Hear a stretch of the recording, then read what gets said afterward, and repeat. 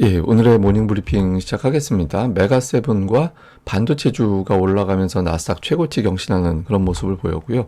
그리고 금리 인하 결정 앞두고서 12월에 인하는 확실시 되는데 내년도 인하는 3번 정도 될 것 같다. 이게 월가의 분위기인데 FMC 회의 결과 어떻게 나올 거냐 이런 것들을 좀 확인하고 싶다. 이런 분위기도 좀 있었고요.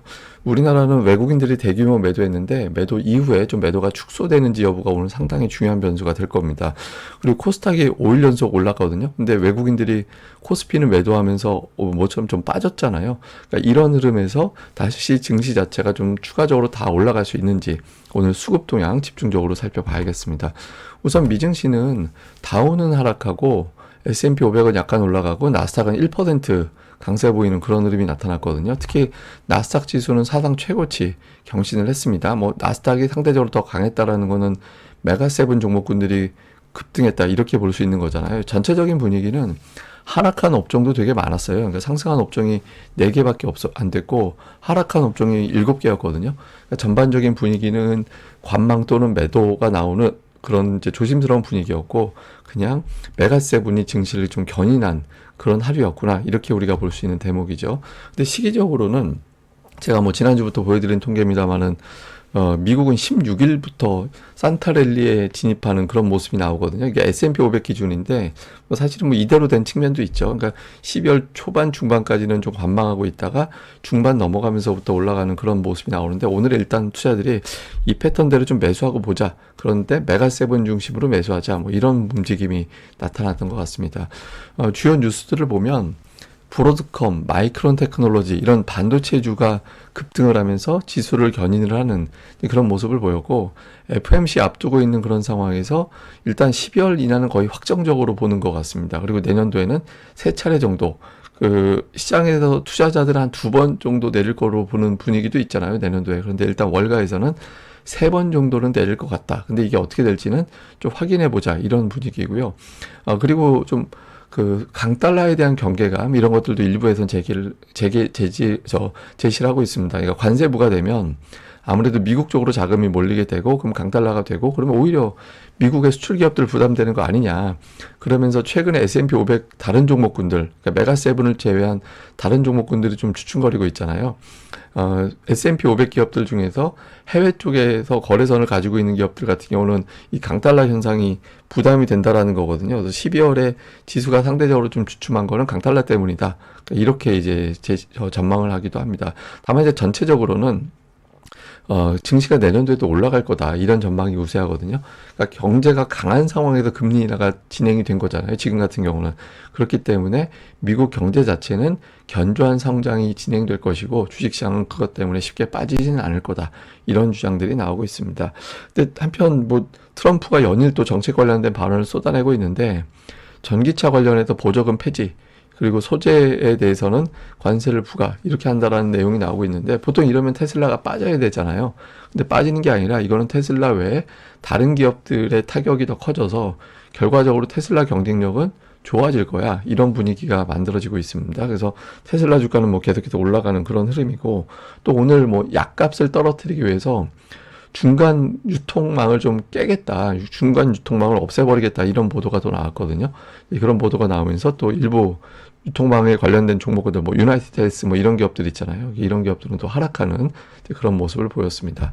일단 특징주로는 브로드컴이 뭐 연일 급등합니다. 오늘 250달러까지 급등을 했는데 일부 증권사에서 목표 주가 상향하는 보고서도 있었고 그리고 이제 뭐 몇몇 메가캡 기업들과 자체 칩을 개발하고 있다 이런 보도들이 나왔죠. 이렇게 되면서 또 오히려 엔비디아는 약세 요인이 되는 거죠. 그러니까 다른 기업이 자체 칩을 개발한다 이렇게 되면 지금 거의 독점적인 시장 지배력을 갖고 있잖아요.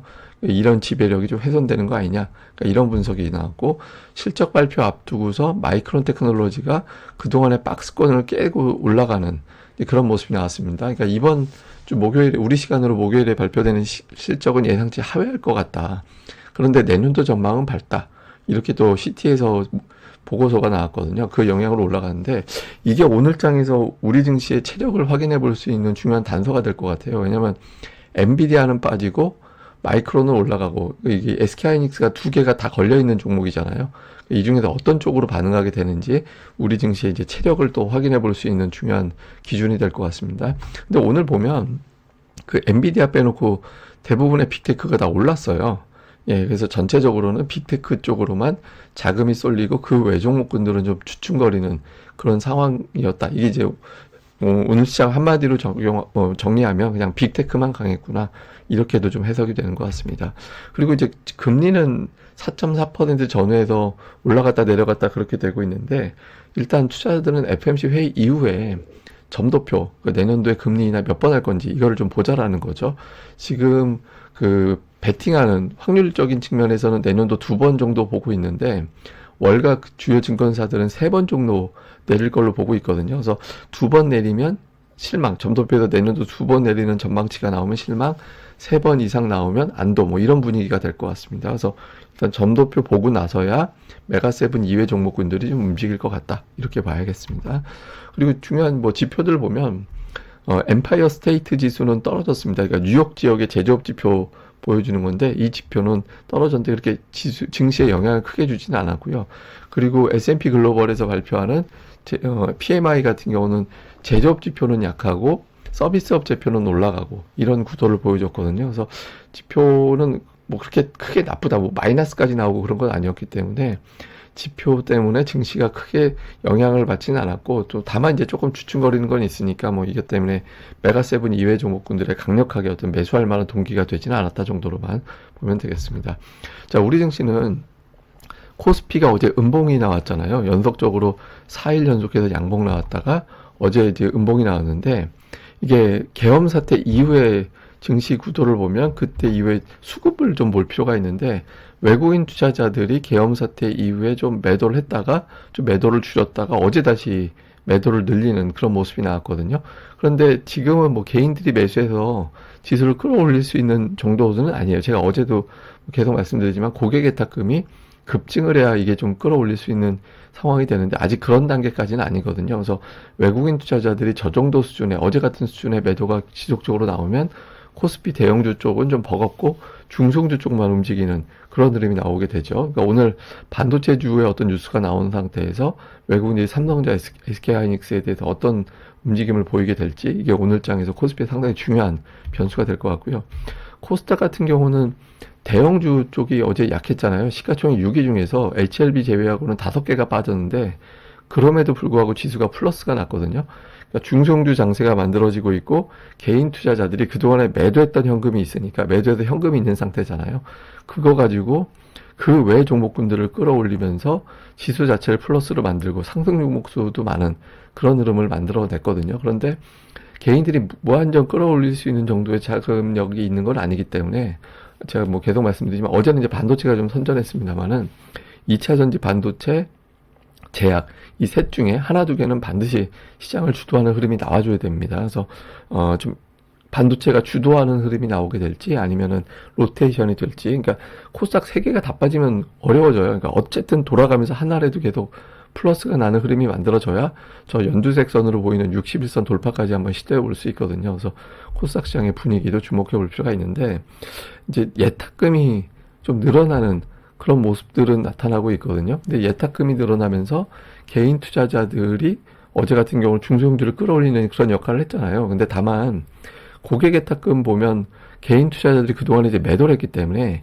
이 매도한 자금이 이제 이틀 지나면은 그 자금 예탁금으로 집계가 되잖아요. 그래서 보통 개인들이 매도하는 거 말고 또 신용 때문에 신용이나 미수를 써가지고 그게 일종의 이제 담보로 잡히는 그런 자금 빼놓고 순수하게 외부에서 들어오는 자금을 실질 예탁금이라고 그러는데 최근 들어서 약간 실질 예탁금이 좀 증가되는 그런 조짐도 없잖아 좀 있거든요. 근데 이게 기본적으로 저점 대비 15%, 최소 15%, 그러니까 좀 최대한 20% 증가되면 개인이 코스닥을 끌어올리는 그런 힘이 만들어지게 되거든요. 근데 아직까지 그 정도는 아닙니다. 그러니까 53조 원 정도 왔다 갔다 하니까 그러니까 그 기준이 되려면 고객 예탁금이 57조 5천억 원에서 60조 원 정도까지 불어나야 개인이 주도할 수 있는 흐름이 되거든요. 근데 지금 약간 실질 예탁금이 늘어나는 건가? 이렇게 또 좀 관찰도 되는 것 같아서 당분간 예탁금 주의 주목을 해봐야 될 것 같습니다. 이게 이제 어떤 변곡점이 지난 계엄 사태 이후에 탄핵 국면이 일종의 어떤 변곡점이 될 수도 있거든요. 그래서 향후에 이제 이 자금 동향은 주의 깊게 살펴보도록 하겠습니다. 자, 좀 요약을 해보면 외국인들이 대규모 순매도를 어제 했는데 이 매도가 한 3일 정도만 이어져도 시장이 못 견디게 되거든요. 그래서 오늘 외국인들의 움직임이 좀 둔화해지는지, 그 다음에 미국의 반도체주가 오늘 강세 보였잖아요. 브로드컴, 마이크론 테크놀로지, 인텔 이런 것도 강세 보이고 엔비디아가 좀 부진한 그런 모습을 보였거든요. 그러니까 우리 증시에 어느 정도 영향을 줄 텐데 이게 엔비디아 쪽으로 영향을 받겠느냐, 마이크론 테크놀로지 영향을 받을 거냐, 요 흐름, 특히 외국인들의 수급의 변화 봐야 될 거고요. 앞서 말씀드렸던 고객의 딱금이 최근에 올라가는 게 일단 추세가 된다라면 다행인데 그냥 반짝 일시적인 어떤 현상이 되면은 코스닥 쪽은 다시 기관들이나 외국인들의 주도권 또 상승 종목 수는 줄어드는 그런 상황으로 갈 수도 있습니다. 그래서 예탁금을 좀 주의 깊게 봐야 될 것 같고, 근데 지금 3대 주체의 어떤 수익률을 보면 기관과 외국인들이 압도적으로 높아요. 그러니까 제가 이제 좀 표를 한번 짜봤더니 그려봤더니 12월 10일 이후 그때 이제 시장이 본격적으로 반등한 상황이잖아요. 그때 이후 외국인, 기관, 개인 투자자들의 주요 매수 종목군들 그리고 그 평균 매수가 대비 주가 상승률을 따져봤는데 외국인들 같은 경우는 지금 승률, 그러니까 평균 매수가 대비 주가가 올라가 있는 그런 승률을 보면 90% 정도 됩니다. 그리고 기관 투자자들이 한 80에서 85% 정도 나오는데 개인들이 그렇게 지수가 그동안에 올랐음에도 불구하고 승률이 35%, 40%밖에 안 돼요. 그래서 지금은 확실히 기관 외국인들이 매수하는 종목군들이 계속해서 평균 매수가 대비 올라가는 양세이기 때문에 두 주체가 주도하는 종목군들 이런 것들을 계속 살펴보면서 관련된 종목군들의 관심을 좀 가져나갈 필요성이 있다. 이 정도로 보면 될 것 같습니다. 예, 그럼 또 오늘 하루 또 잘 보내시고요. 저는 또 다음에 뵙겠습니다. 이 방송 구독하기와 좋아요, 좀 많이 좀 부탁드립니다. 감사합니다.